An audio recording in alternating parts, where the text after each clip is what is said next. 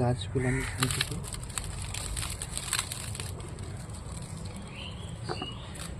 আমি এখনই এই গাছগুলোর একটা ব্যবস্থা করতে হবে। তো আমি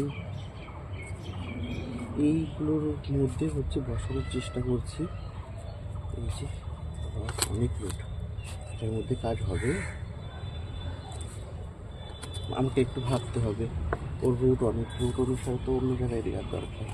ঠিক আছে, এক এক করে বাদ বাকিগুলোকে আমি ছাড়িয়ে নিই।